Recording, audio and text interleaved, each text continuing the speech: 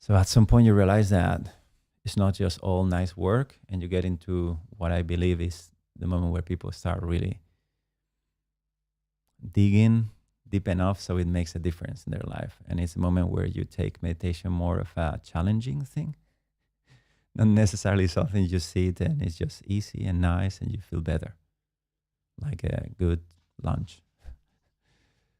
And then you realize that you actually have to do some sort of skill related work or cleaning work, some sort of sensation that is not just you sit and you're tired from your day and you're looking for escape, but more like, no, you sit and you are actually trying to look for all these unconscious patterns and things that are actually bothering you all the time, but we never make the space and the time. So it requires some, okay, I'm gonna do whatever I need to do to get to the next level. And today's meditations are a bit like that. Are very important meditations. We are gonna be observing our thoughts. Very simple. I'm pretty sure all of you did something like that. But if you try it, then you have realized also that it's pretty challenging in a way, because we are so incredibly used to just to follow the content of our thoughts that it makes it a very difficult meditation. And yet a key meditation, because the axis of the problem is how our attention is swallowed into our thoughts. Literally every emotion, from excitement to deep depression, are directly related to what you're thinking about. I know this sounds a little, I think all of you here agree with me. It requires some self-observation to notice that the content of your mind determines a lot what you're feeling. Of course, meditation is not saying you should have better thoughts, although it's definitely another kind of practice. But it's saying, no, go altogether beyond that. Find real freedom. Otherwise, you're always, fixing something in here, something comes in here, fixing something in here, and a new affirmation and a new, which again, I think it has its place and its value, and that's, I think it fits a little bit into morals. They kind of were like, yeah, just try to be a better person, try to do better, try to speak better, try to think better. It's a very healthy thing to do, and yet it's a bit more deeper and subtle. Liberation is a little bit more subtle than that. So to transcend the mind is very simple. You just have to be able to observe it fully and realize that the thought that crosses your mind are objects.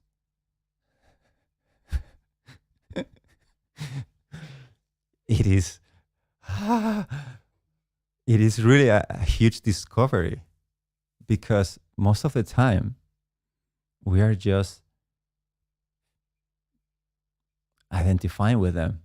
Like every thought it crosses, we just capture them and we react to it and we just absorb ourselves into it. So there's no more now. There is only that thought.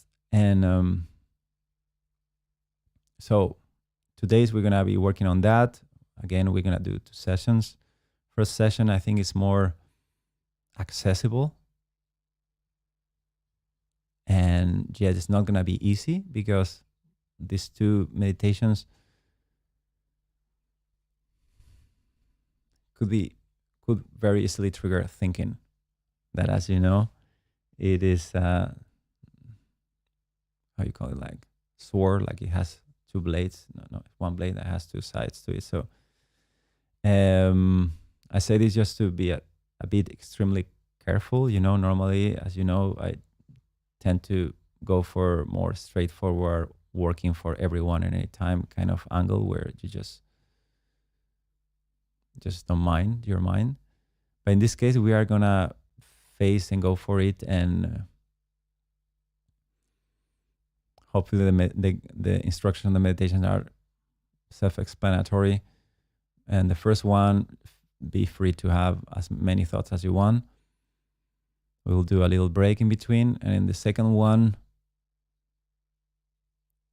it has a completely different, we're using the mind to transcend it, like a stepping stone. I wanted to say this firsthand because maybe during the meditation it's a bit more difficult to go so to talk about the context. But just to let you know, the first exercise probably very useful if you have a lot of thoughts. Maybe there are more opportunities to realize. But in the second one, it's like, no, altogether out of it. And yet using the thoughts to step into beyond them. Nevertheless, let's go for it.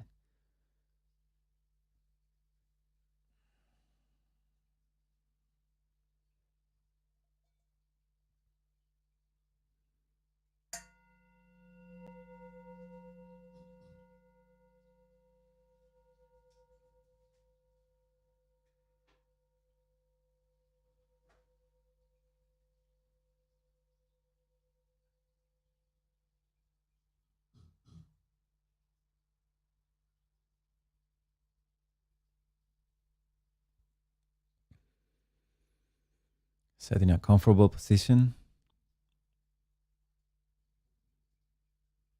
Spine straight. Let the gravity pull your muscles down and relax them effortlessly.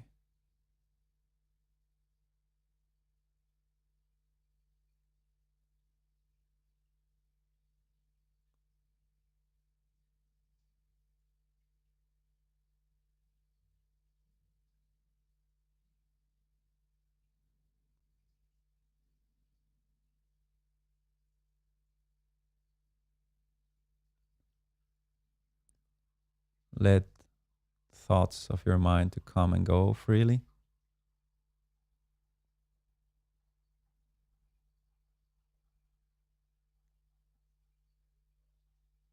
Just notice the dialogue, that voice in your head.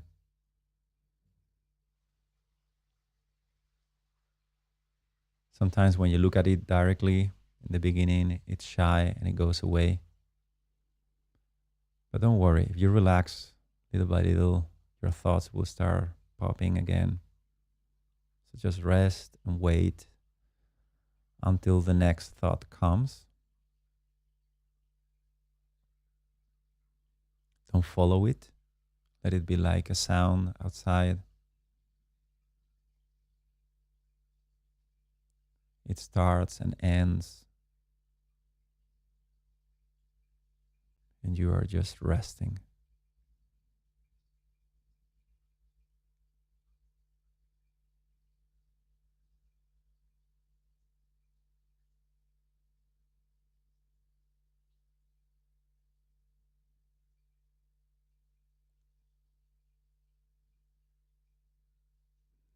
Welcome your thoughts. And we're going to play a little game with them. We're going to echo them. So whenever comes a sentence in your mind, you repeat it again.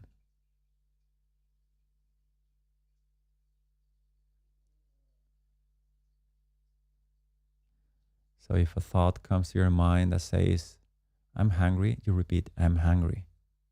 You create the thought again.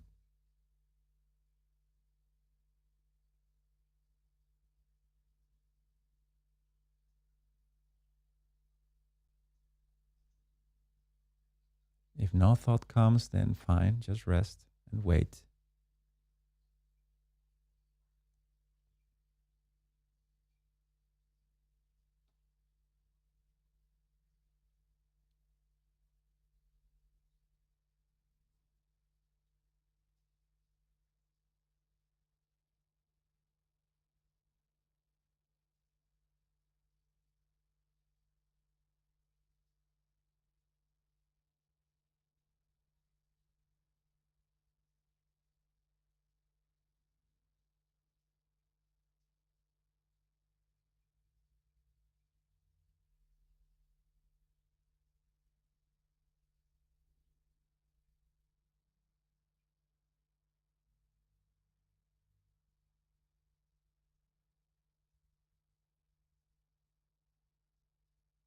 Whatever the thought says, you just repeat it. You're just copying it, duplicating the thought.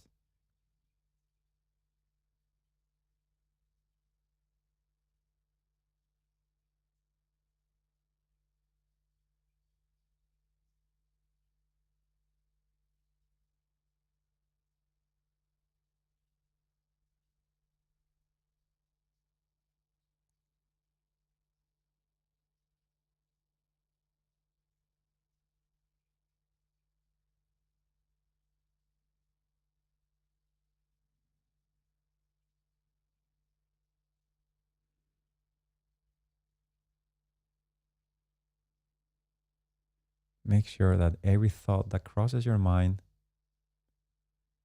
you repeat it again.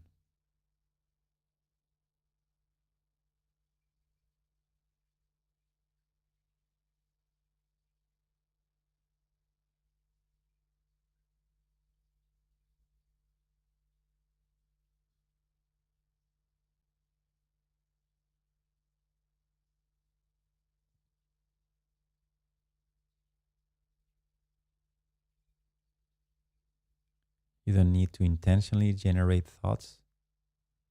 Let them come naturally and you mimic them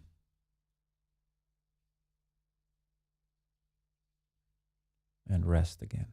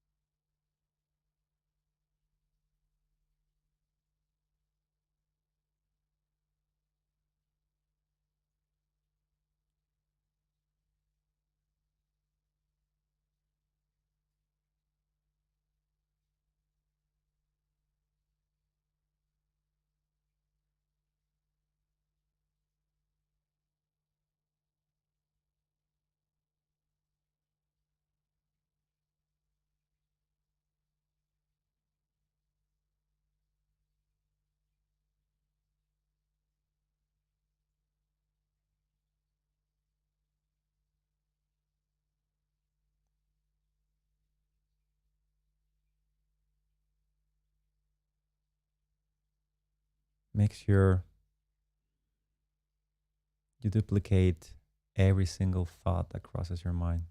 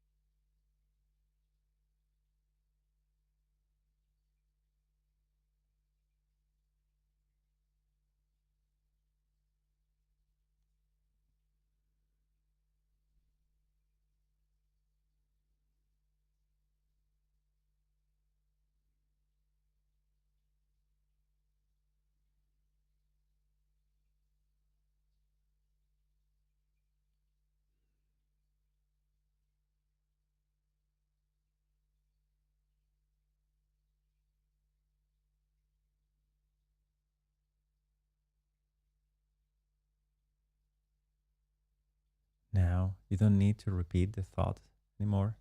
Still, hopefully, now you're more aware of your thoughts without being attached to them. And start observing now the rhythm, the syllables, the amount of rhythmic element the words have, the sentence have.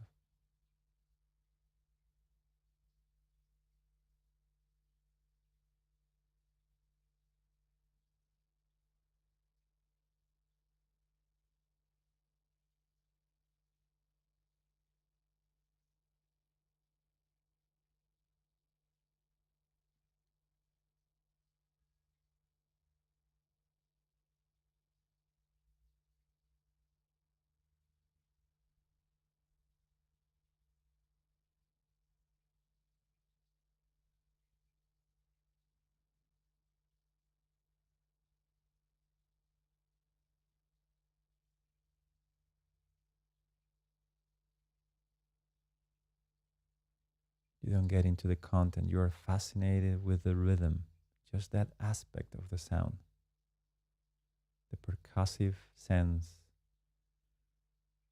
from the first syllable to the last one, every consonant, the duration.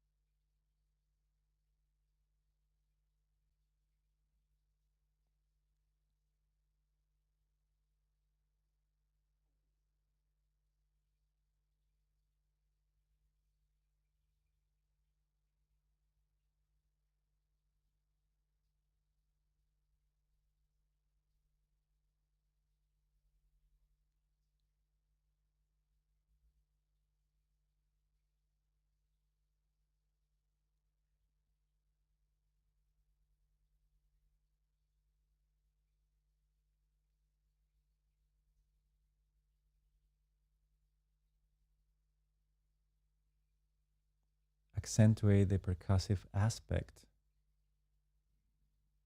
of the consonants and the syllables.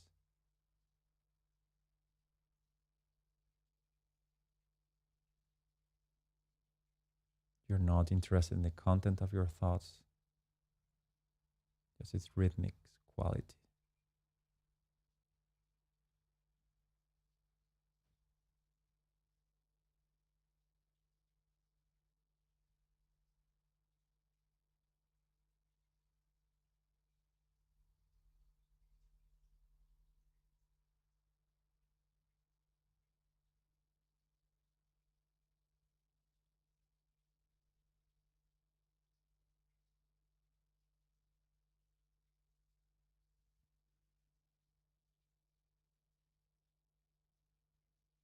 And once you're aware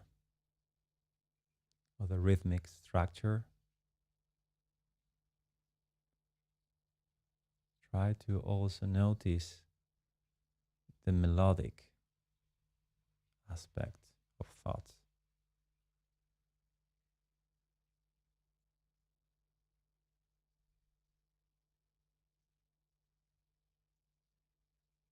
Some words have a higher pitch, some other words have a deeper pitch, as if it was a musical instrument.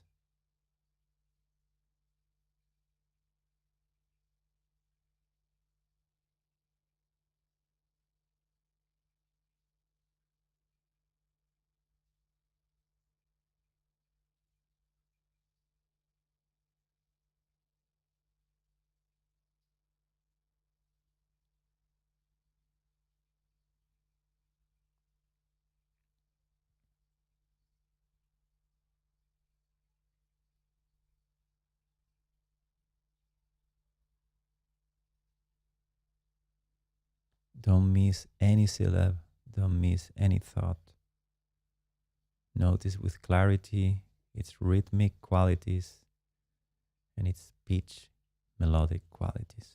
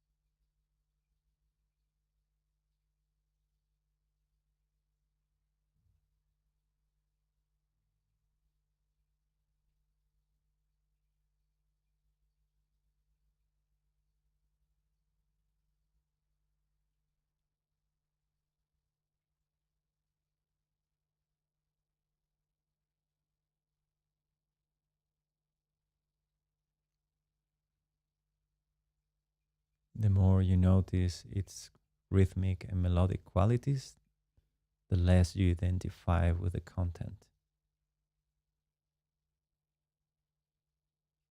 If a thought comes, fine.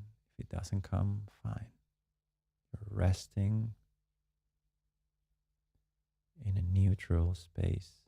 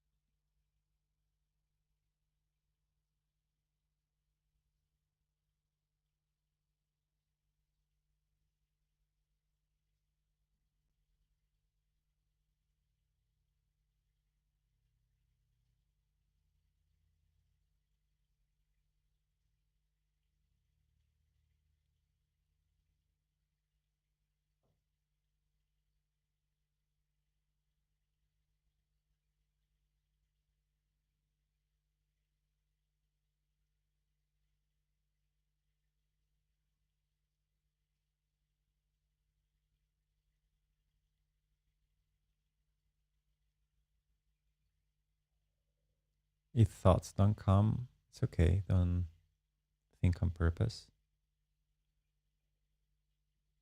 But when they come, make sure you're not missing any syllable, any note.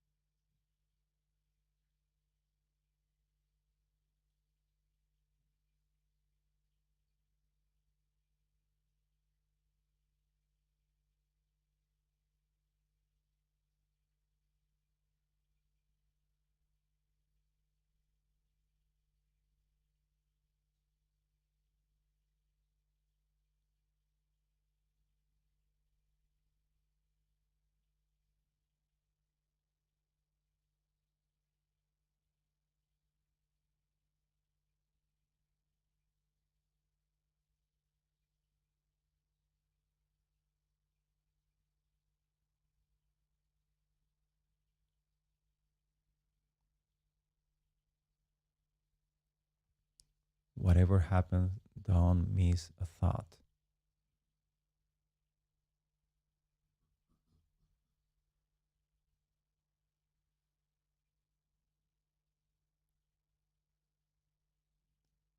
In this way, thought after thought, you detach from your mind, whether it's active or not.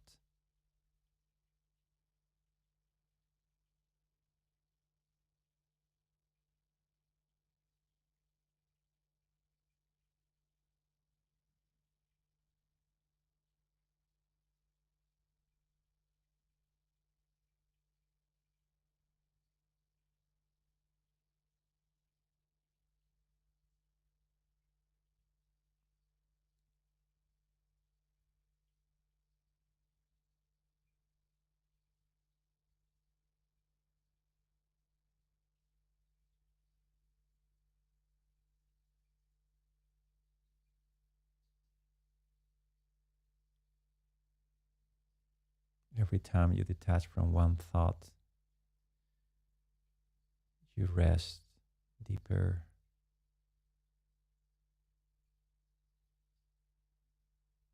you free your attention.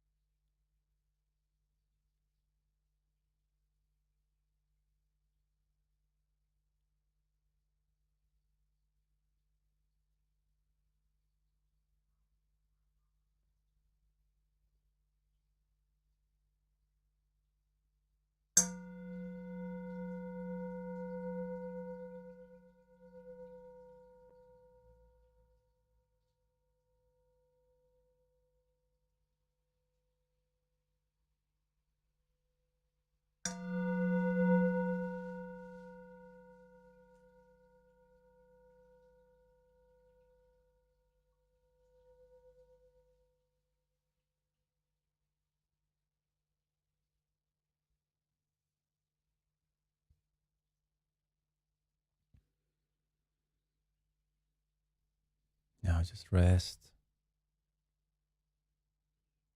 Enjoy the presence.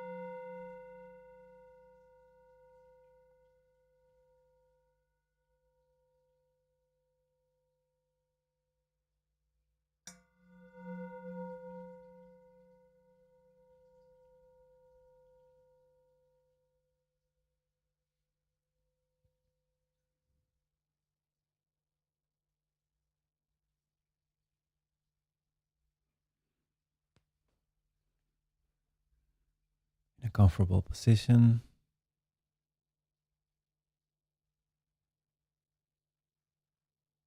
with a relaxed body.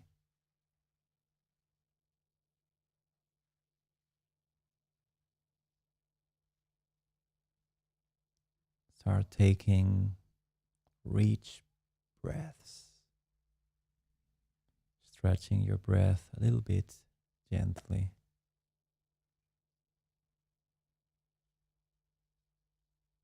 Slowly,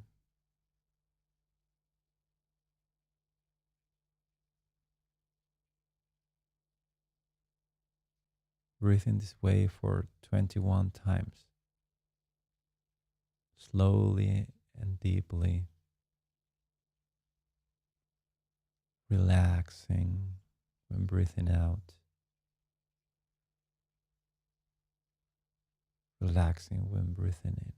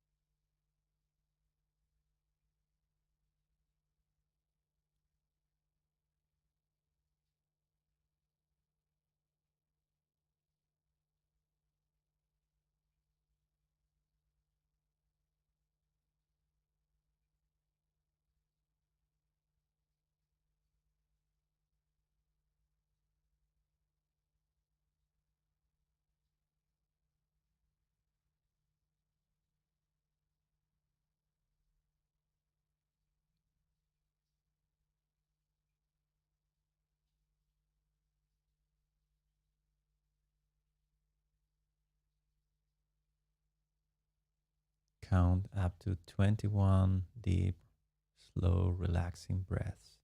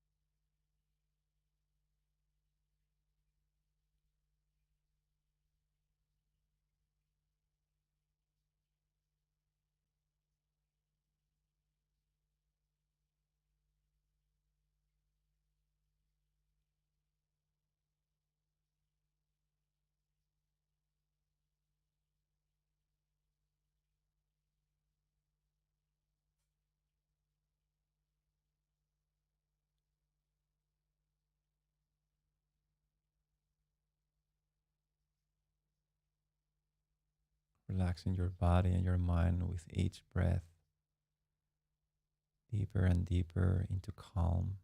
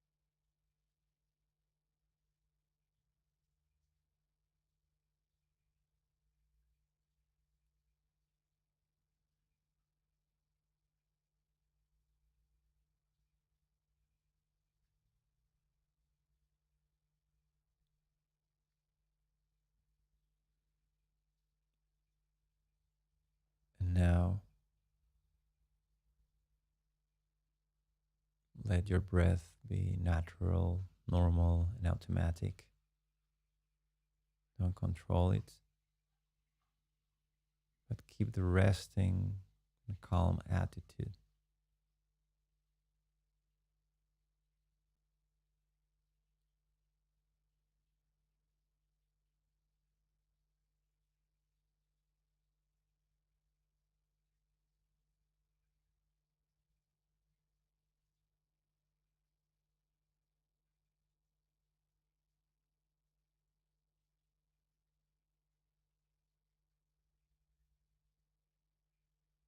If a thought appears,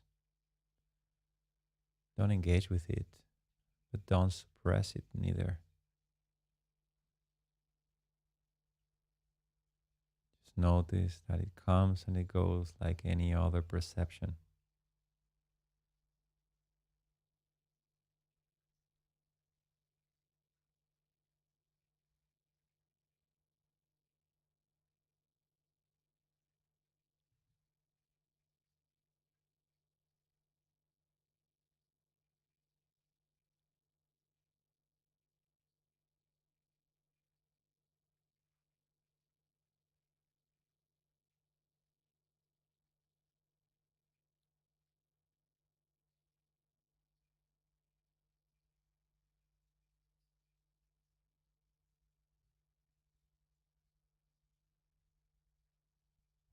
Just notice the moment where they come, where they go.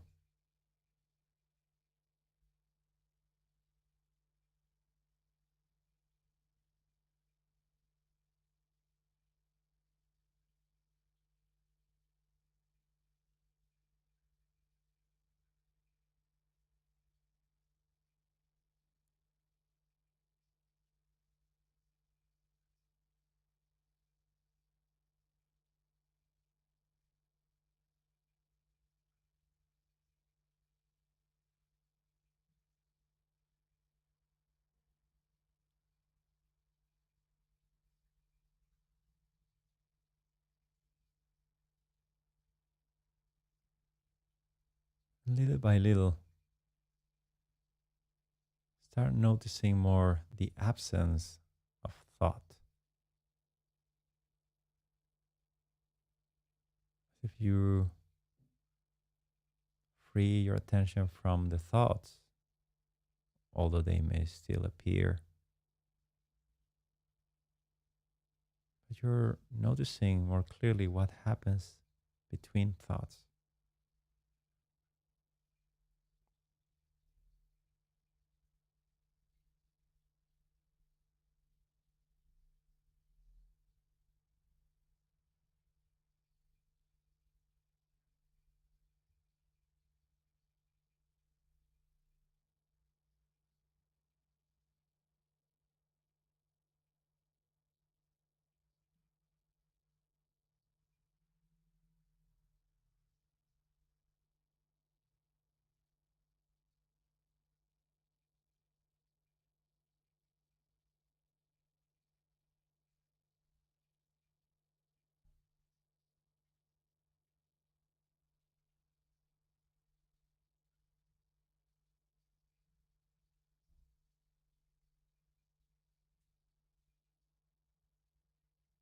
You let thoughts come and go freely,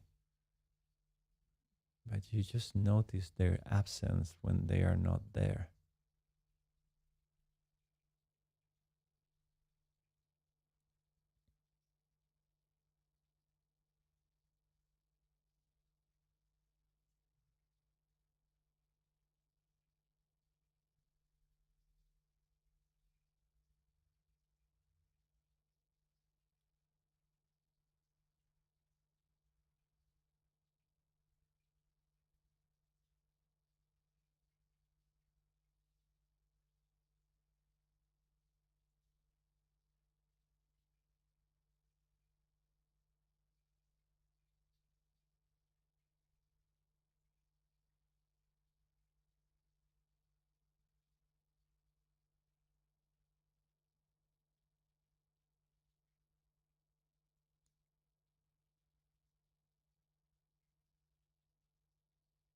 Arise, tension and relaxation in between thoughts. Thoughts may come to take you out. That's okay. They are ripples from the past.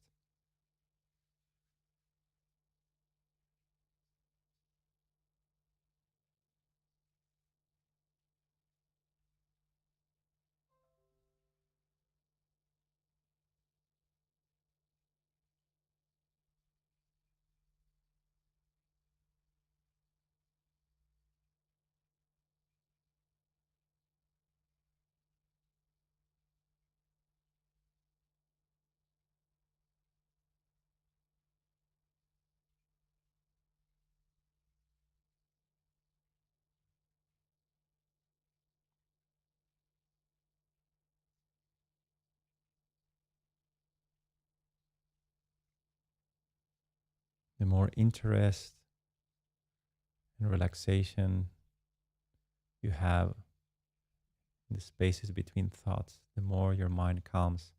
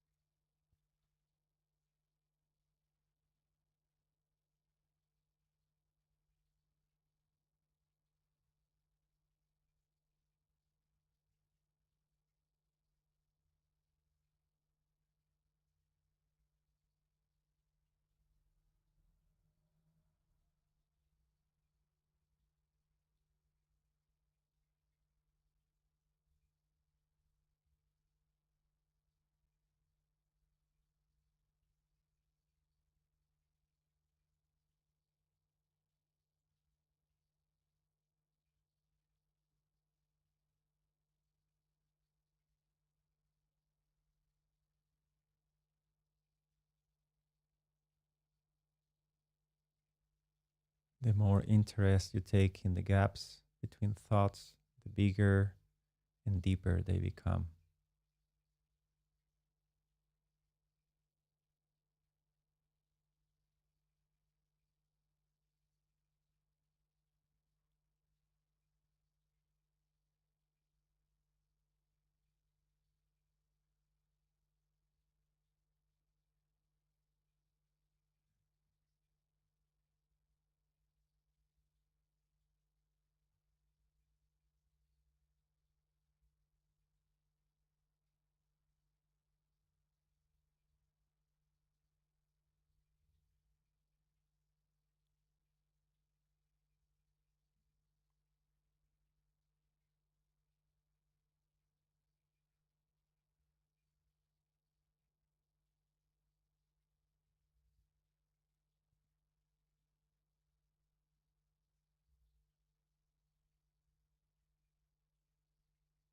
Relax more and more in the space between the thoughts, in its silence.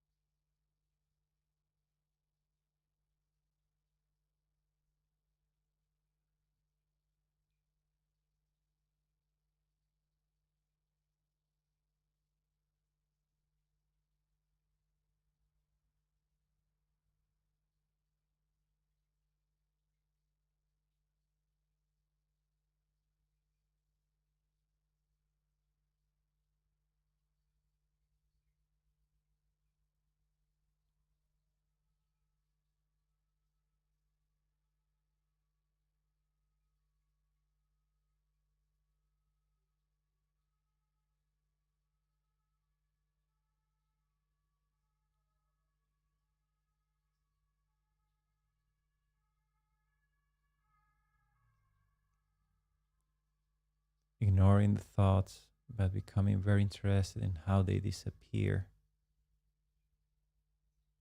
a window opens to dive deeper in the depth of your mind and its stillness.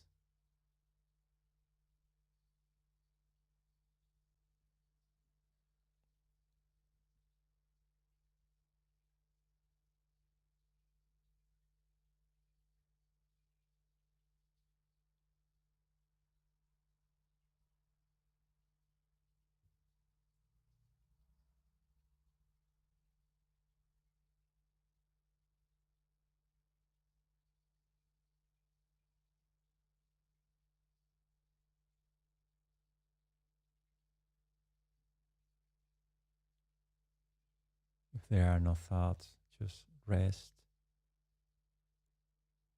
deepening your relaxation, calm, the peace.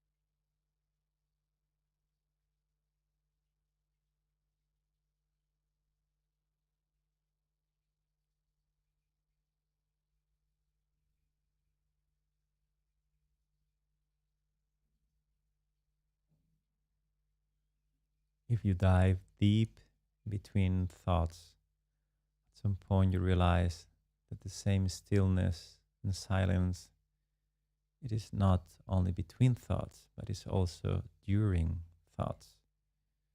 And you can remain in a more essential, deeper layer of your consciousness.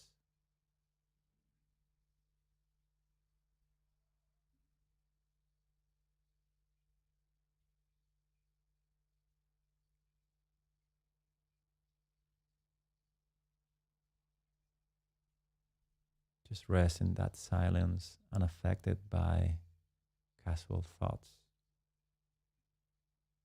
You're just interested in the resting, vibrant feeling, this peaceful state of mind in the depth of your consciousness, where there is no movement. There is only this.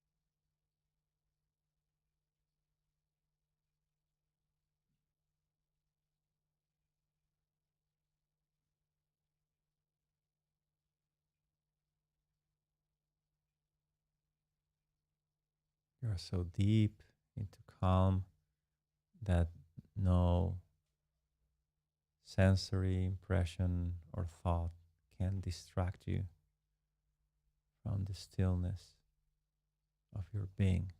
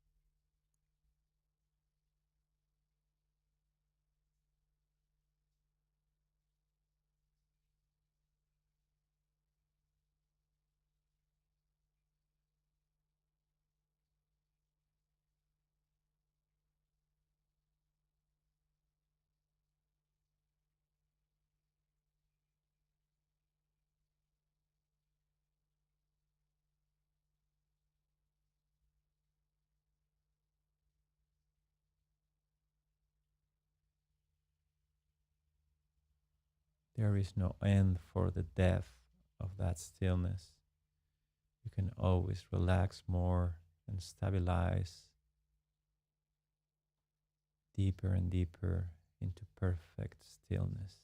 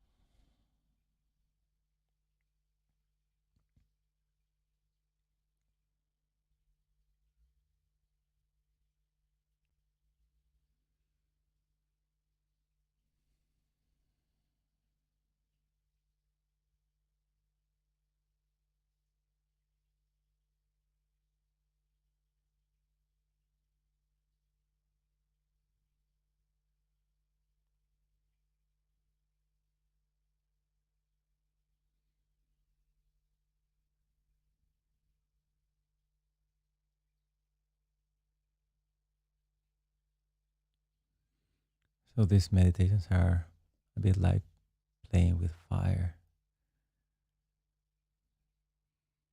It's very easy to get trapped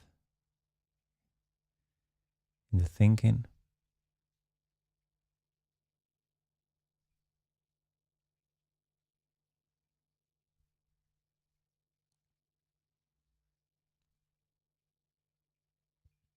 especially the first one.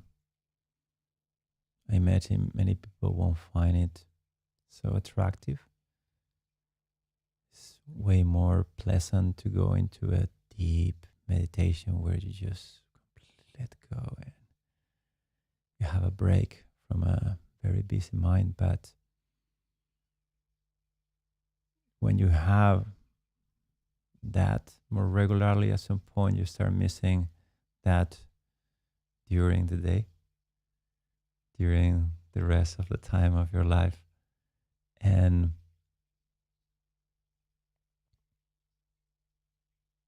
you start noticing that our that piece is dispersed with thinking constantly because we just engage. And of course there are many ways in you could just let go of all that, and it's a beautiful break. But an honest review of your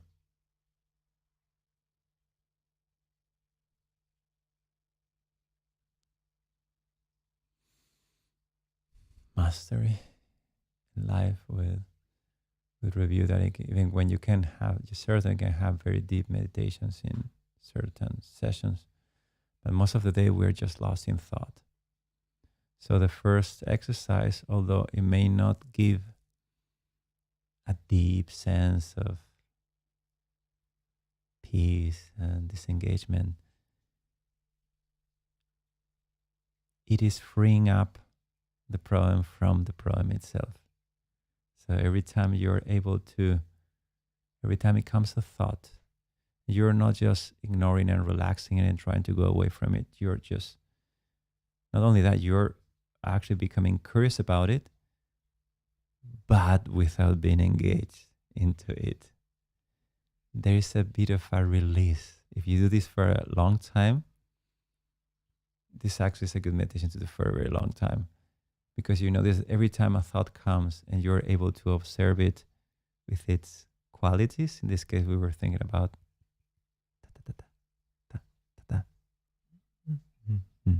with its pitch and rhythm. The more you're able to just to see it directly like that, there is a part of your consciousness that sort of releases. So that there is a tiny bit of relaxation in every single thought that comes. Doesn't seem much, but it's incredibly valuable. Because if there would be the ranking of going deep in bliss, through the meditations, many times we're looking for this high. Like, I want a meditation that gives me this high, but at some point that becomes not enough, because for the rest of the day you're probably not going to be that high. Then this one, instead of at some point to evolve higher as an average, you need to release the thing that is really pulling you down. So instead of going for trying to get the high, you're trying to say, okay, let's go to the down. Let's see where the down is. Let's work from there. And then you release more of these blockages. And ironically, you do way more solid progress on the long run in this way than trying to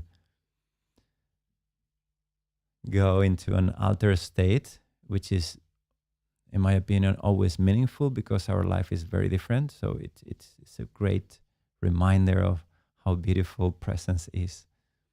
But at the same time, if you're able to notice that you don't need to follow every thought, and your thoughts are just naturally appearing and disappearing like anything else, which is a great discovery, there is a deep wisdom that is growing and is completely unrelated to the content. And And it's as simple as directly perceiving thoughts without locking your awareness into them. And in that little thoughts, they just free you up, and it will make a huge break in your life. You don't feel like out of that meditation, it took me years, to be honest, to really start getting these 2 exercises with it today. Years. And not understanding why it's so important. Just don't feel such a great release, because it's first, you many times you get engaged with thoughts without wanting to. There's this sort of mistake, and when you do it, it's just a little bit of a, doesn't seem that you really change much in your life. But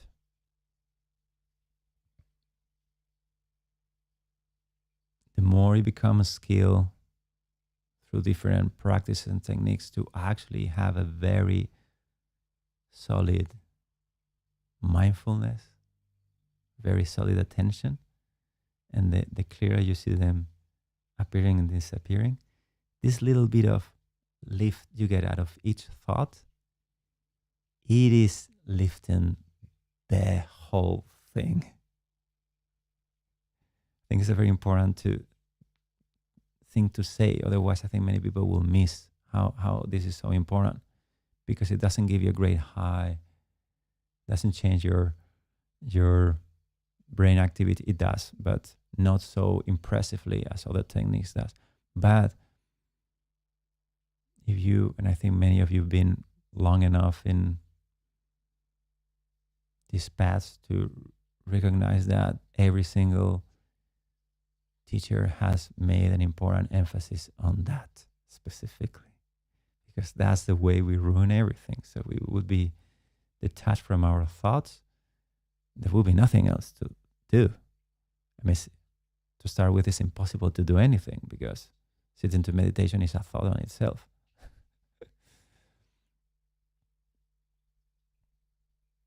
But there's great value. That's the only point that I want to make. There's great value. It's not easy to notice, but the benefit of doing this and investing time with this and this, little by little, cleaning. You're cleaning a lot of deep patterns. And when you sustain your thinking, it's very easy to feel grandiose and in bliss. But then all the unconscious patterns resume many times similarly. And many people, even advanced teachers, I mean, it's incredible how many times you hear prestigious teachers of meditation, they really lose it sometimes. And you realize that, okay, that is normal. It's normal that you still have a lot of angles that need work. And that is really the top level. That is high quality path.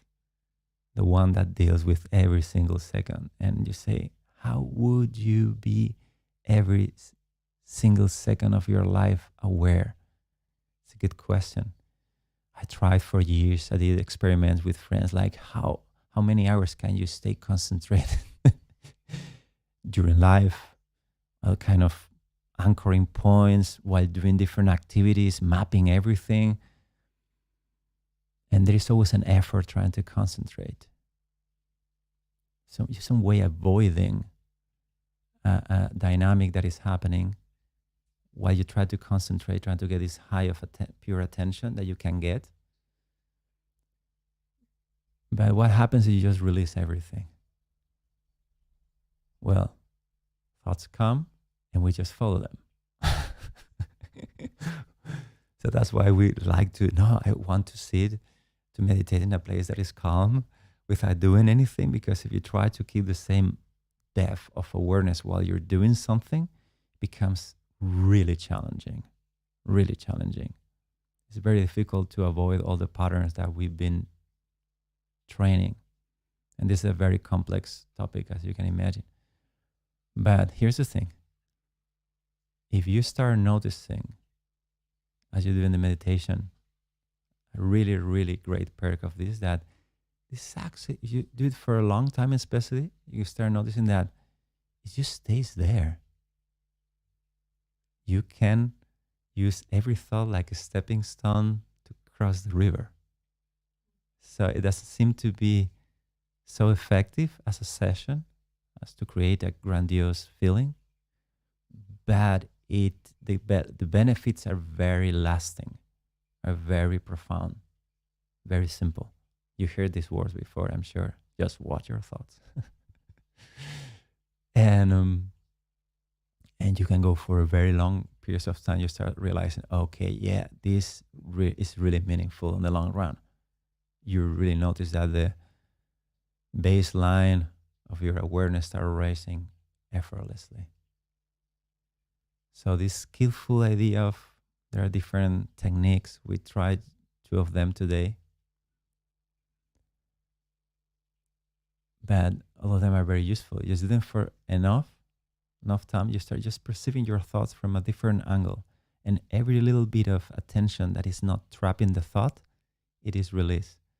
So the more you can observe your thoughts as they are, which are a sensory experience. I'm making a pause in there because this is not such an obvious point.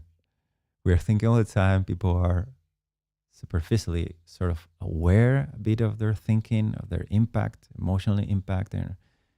But what is a thought? How do you know you're thinking? When you try to zoom in, what's the experience of having a thought? You really go deep and deep and deep. You know, this is sort of the 5 senses. Again, you can feel the movement of the thought some way. Like the feeling of the thought. You can hear the thought. You can see the thought. Of course, there are visual thoughts, but I'm talking about if you start just feeling the thought, you're going to start having this kind of synesthetic, I don't know if you know what synesthesia is, like all the senses functioning at the same time with something. You start just actually seeing the thought some way. You know, there's some kind of color and shape to it. And the deeper you go, the more skilled you are in just noticing what a thought is and coming, how it comes and how it goes. Obviously, the easier is to remain completely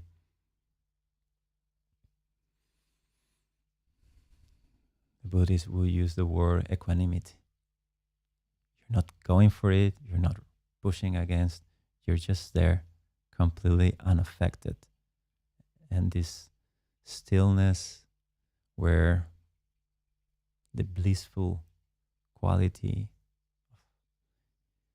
start just being there all the time, and your mind moves, your body moves. You move through your day. You do every daily activity, and some way you're just floating. You are detached from everything. This peaceful awareness starts just can come a thought to your head like disturbed by something, a pattern you have with a situation, and it just comes and you're seeing the corner, the whole wrapping of it into a space of peace and stillness. And there is a very beautiful realization that, wow, you can be absolutely immutable. All these things we need to solve from our psyche and from your past, and you're this, and you need to work on this, and you need to work. It's just gone. Gone in a relative way, of course. You're already grounding in something completely different than your personality and your psyche. But at the same time, of course, you experience this space where your personality is still happening. But just because you are actually facing it and observing it, you are already detached from it. And that brings about this sense, really, it's really possible to stay calm and peaceful and happy no matter what. No matter what you think. The exit is always there. And if you practice staying aware of your thoughts with the different tricks or techniques, at some point you can just have very long runs on them, on taking a wave of this peace and going about your life. And there's this floating sensation. There is this blissful, beautiful, the same as the most ordinary thing, but at the same time, the most profound thing, like you're so thrilled to be alive.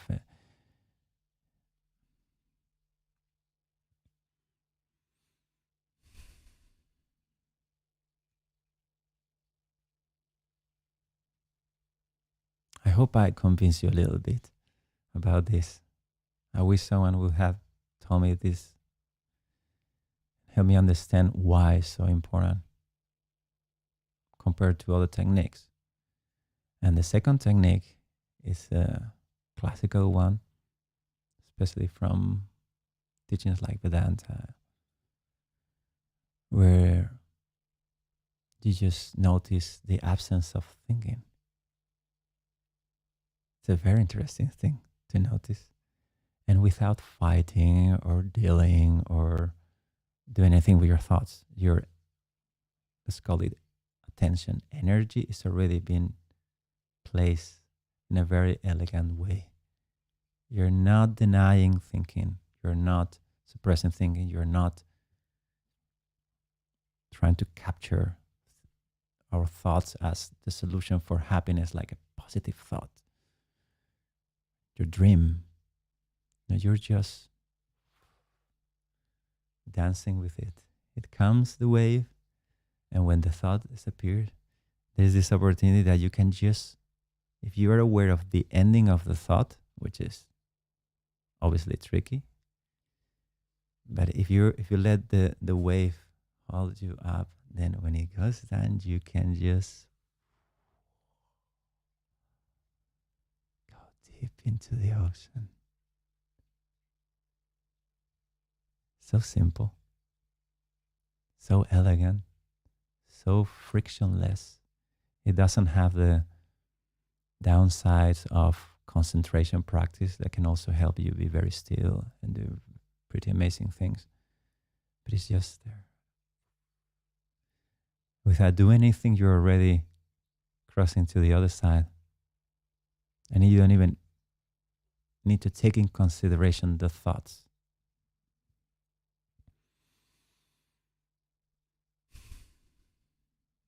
And yet you use them because we are normally not aware of them. So you also need to be aware of them, but at the same time, not letting your energy be trapped on them.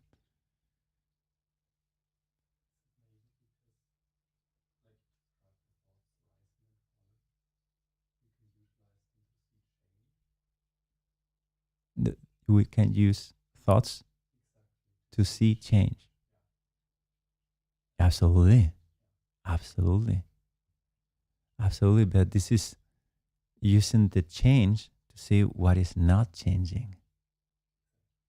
So the change gives you the contrast to appreciate something that is always there, but as we cannot perceive it, our attention is constantly ignoring it. So exactly as you're describing, and not just thoughts, obviously any perception and experience can be used as a contrast to realize what is not changing. It's a very, very subtle work. My opinion, only people who really, really fine tune their attention for many years can really get the benefits of this meditation. The first one, where we were more noticing thoughts, I think is very useful in general for everyone in every sense. We live very active lives. The second one is deeper in the sense of can create a way more stable sense of this stillness. But if you see who was mentioning that, most of the time is people who spend very long periods of time on retreats and have a very secluded kind of lifestyle. So for them, that works. And yet, it's accessible to anyone who takes the time to admire the nuances of it. Personally, it took me, again, years because the gaps weren't there. It's just one thought against another all the time. I needed to take concentration exercises to break the loop of thinking. And when I was there, what was the point of going back to thinking? So that took me a long time.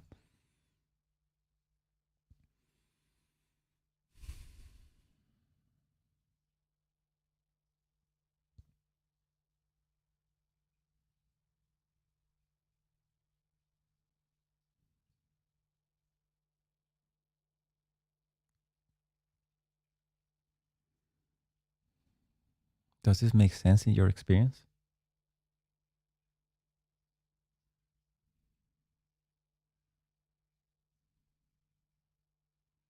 It's fascinating to notice that we don't notice when we get distracted. And that's the whole problem, actually. If you will notice when you get distracted, you're not getting distracted already. So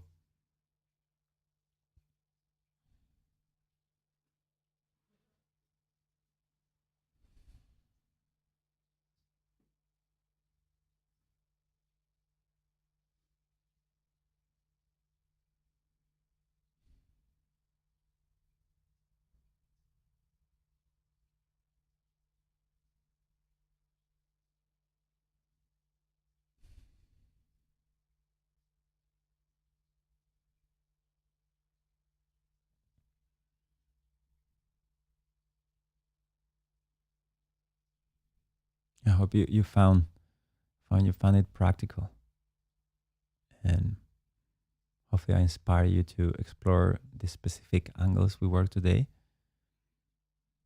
And again, as I said in the very beginning, these are not necessarily pleasant meditations. And the second one can be really pleasant, but it's very elegant. It requires you to be very aware already, which is many days may not be the case.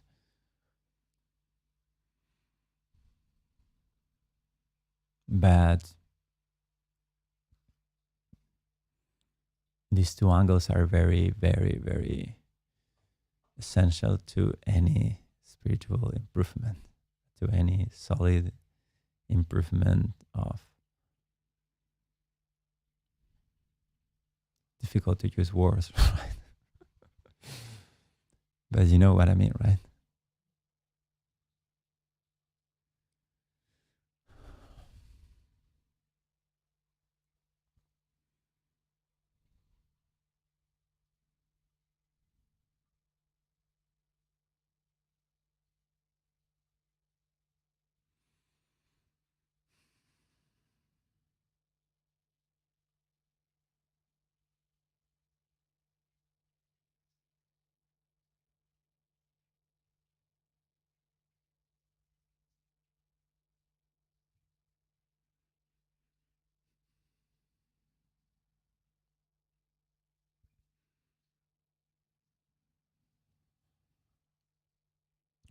I'm really honored that you come. Thank you.